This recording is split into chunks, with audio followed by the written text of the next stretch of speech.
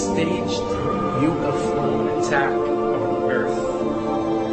We have been preconditioned by all the media for the past couple of decades to slowly but surely start accepting the existence of aliens and UFOs.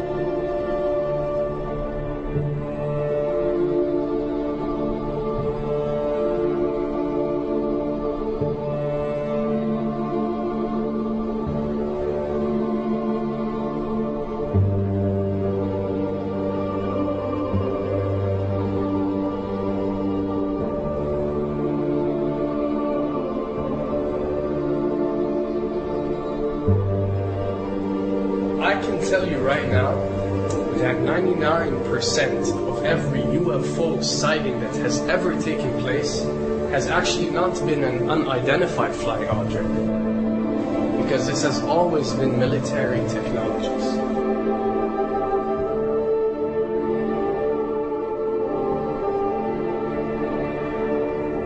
Another thing I'd like to point out is surveys and questionnaires.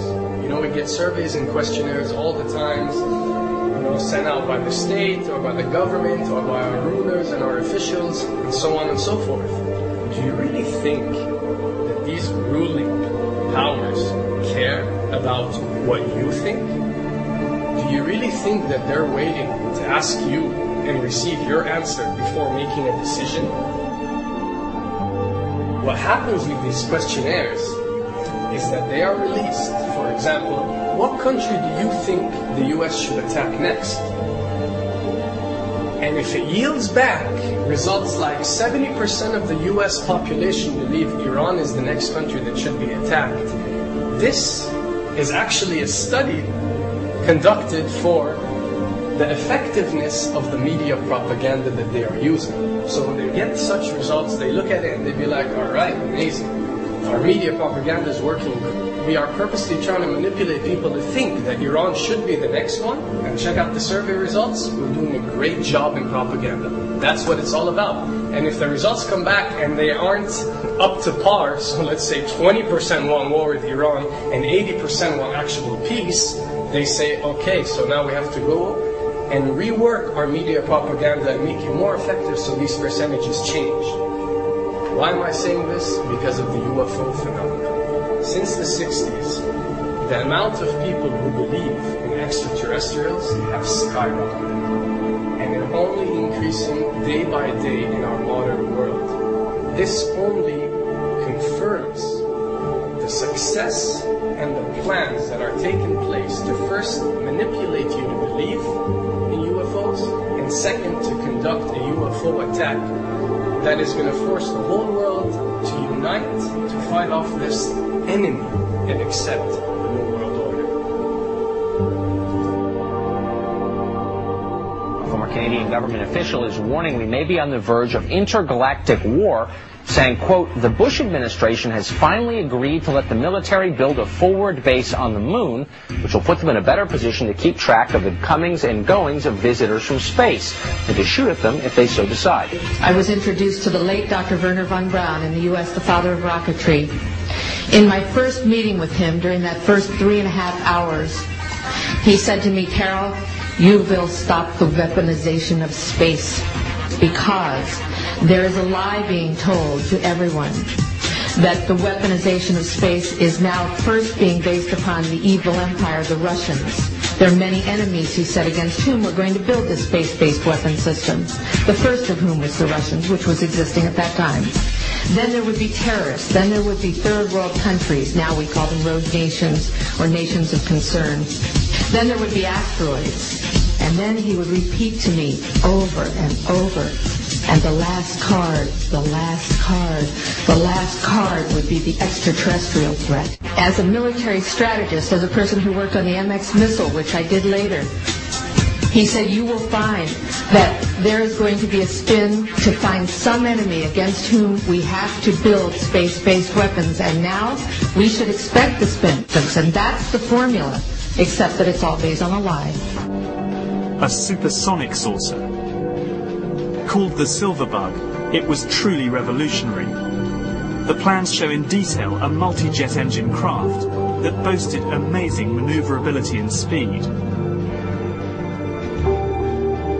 It's an intriguing thought that this concept may tie in with the work of the German scientists who brought saucer technology to the US at the close of the Second World War. What was needed were certain cover stories. What do you do when people are spotting aircraft and then telling reporters that they've seen something very unusual flying out of an airbase in Nevada? And frankly, this was the origin of a lot of the sightings that took place in the mid-50s, 1954, 55, 56, of unidentified flying objects, the UFOs. So the CIA was involved in encouraging people to believe that, yes, they saw UFOs, and the CIA and the military tried to be very helpful to reporters to get these stories out, to divert the attention of the country, and particularly the people in this region, about what they had actually seen.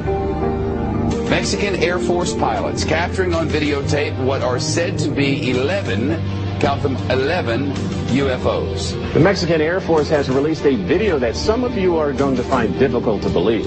A journalist says it shows images of UFOs tracking a Mexican military plane. So what's the truth about UFOs? The story of successive attempts to develop radically new forms of flight, conducted under the strictest secrecy, is inextricably bound up with our relationship with UFOs over the last 60 years.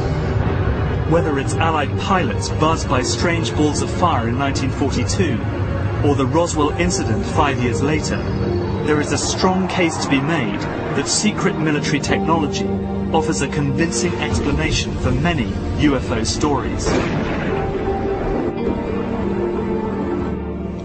Anytime the government has secrets that they can keep from us,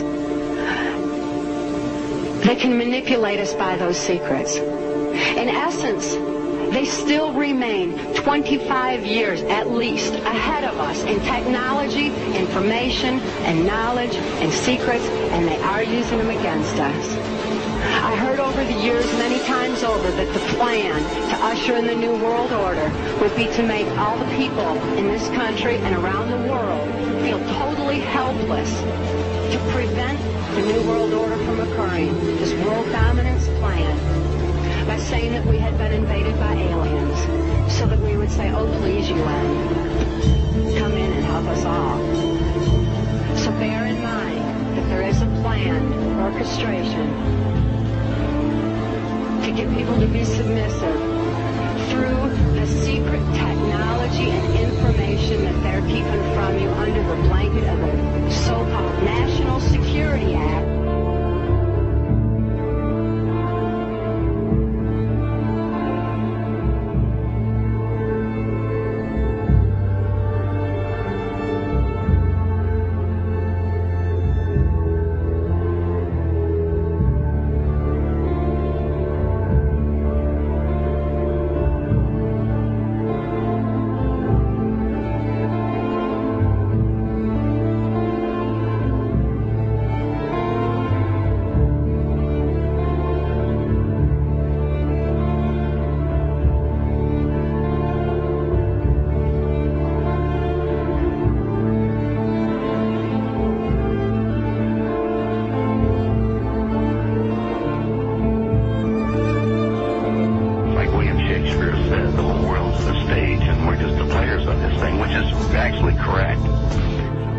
Perhaps we need some outside universal threat to make us recognize this common bound. I occasionally think how quickly our differences worldwide would vanish if we were facing an alien threat from outside this world.